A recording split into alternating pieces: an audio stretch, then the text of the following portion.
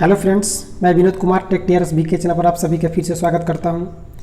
दोस्तों, आज हम करंट अफेयर्स 2020 का पार्ट 3 लेकर आए हैं। यदि आपने इसके पिछले पार्ट 1 पार्ट 2 को नहीं देखा है तो इस वीडियो के डिस्क्रिप्शन में उसका लिंक दिया है, आप वहां से जा करके दोनों पार्ट जरूर देख लें। यदि आप आने वाला NTPC group D, Bihar SIPT या मेन्स या BSCC मेन्स या DRDO MTS का एग्ज़ाम देने वाले हैं तो यहाँ से आपको बहुत सारे क्वेश्चन देखने को मिल सकते हैं, क्योंकि हम इन्हीं एग्जाम को लेकर के टारगेट ये सेट बना रहे हैं। तो चलिए हम आज यहाँ पर इस सेट को स्टार्ट करते हैं। यहाँ पर आपका पहला प्रश्न है, किस राज्य सरकार ने साइबर सेफ वीमेन पहल की शुरुआत की है? ये आपका महाराष्ट्र ने किया है। साइबर सेफ वीमेन कार्यक्रम, इसको ध्यान रखें, महाराष्ट्र ने। अगला प्रश्न आपका है कि विद्यार्थियों को समर्पित टीवी चैनल कलवी थोलाइकाची का शुरुआत किस राज्य ने किया है? चैनल का नाम याद रखें, चैनल का नाम आपका है कलवी थोलाइकाची। ये साउथ का, इसलिए नाम कुछ अजीब है। ये तमिलनाडु ने शुरू किया है। ये पूर्ण रूप से बच्चों को लिए हैं, जो मतलब विद्यार्थी हैं उनके लिए है, एजुकेशन से संबंधित ये है।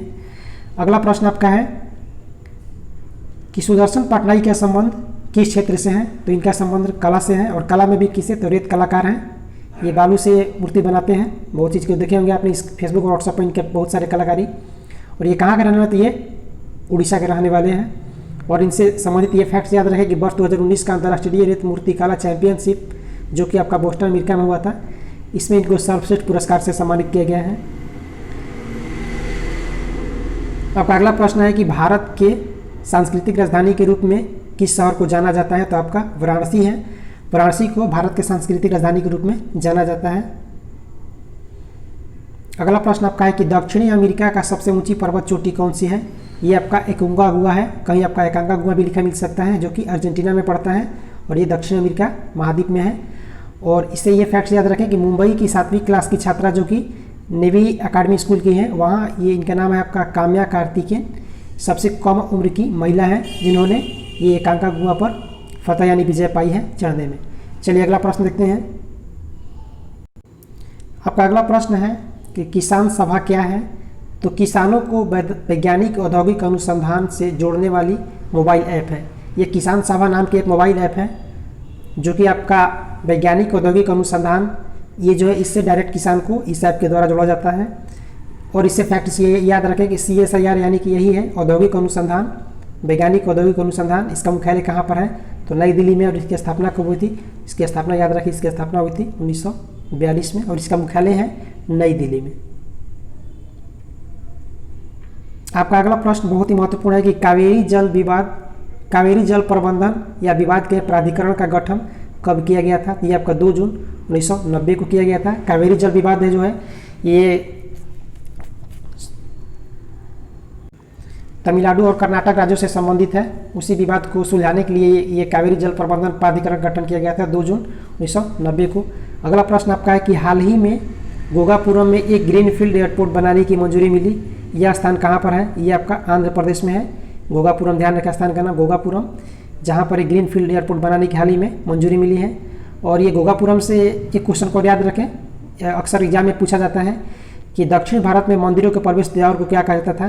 तो उसको कहा जाता था गोपुरम। कहीं ना कहीं ये शब्द इसी से रिलेटेड है, तो इसको याद रखें, गोपुरम। गोपुरम का अर्थ होता है मंदिर का द्वार, जो कि दक्षिण भारत में इस शब्द का इस्तेमाल किया जाता था प्राचीन काल में। चलिए अगला प्रश्न देखते हैं। अगला प्रश्न आपका है कि भारत ने ऑपरेशन संजीवनी किस देश के साथ चलाया था? ये आपका मालदीव के साथ चलाया था भारत ने, संजीवनी नाम का ऑपरेशन। ये जो है कोरोना काल में ये मतलब खाद्य पदार्थ और दवाई के लिए मतलब ये कार्यक्रम चलाया गया था, संजीवनी, इसको ध्यान रखें। अगला प्रश्न आपका है कि सिप्री द्वारा जारी रैंकिंग में भारत की हथियार निर्यात सूची में कौन सा स्थान रहा है? तो ये 23वां स्थान रहा है। चलिए अगले प्रश्न की तरफ चलते हैं। अगला प्रश्न है कि अंतर्राष्ट्रीय ऊर्जा एजेंसी के अनुसार बिजली का तीसरा सबसे बड़ा उत्पादक देश कौन सा है? ये आपका भारत है, हमारा प्यारा भारत। चलिए अगला प्रश्न देखते हैं।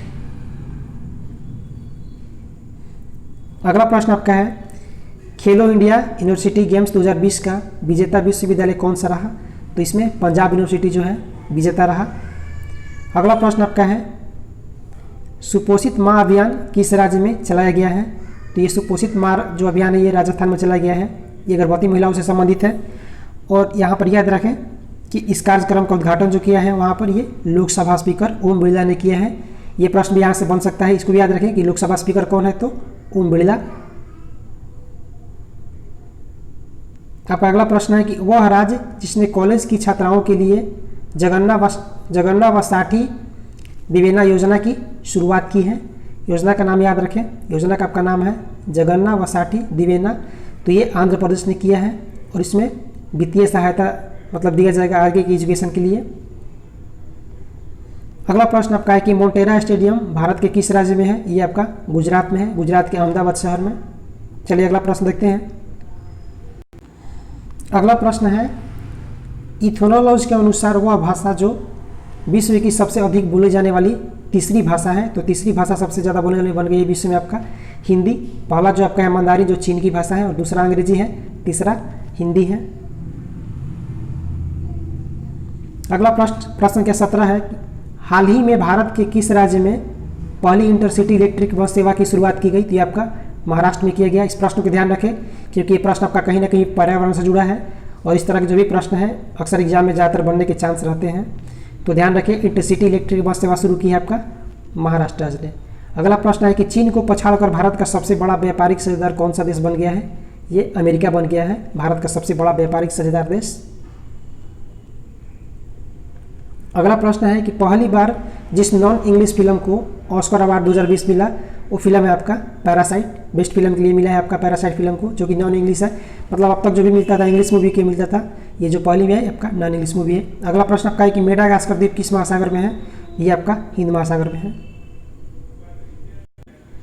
अगला प्रश्न है कि कोबे ब्रायंट का संबंध किस खेल से था।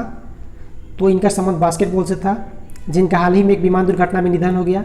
और ये कहाँ के खिलाड़ी थे, तो ये यूएसए के प्रसिद्ध एक बास्केटबॉल खिलाड़ी थे कोबे ब्रायंट। ध्यान रखें, ये क्वेश्चन एग्जाम में बनने का बहुत चांस है।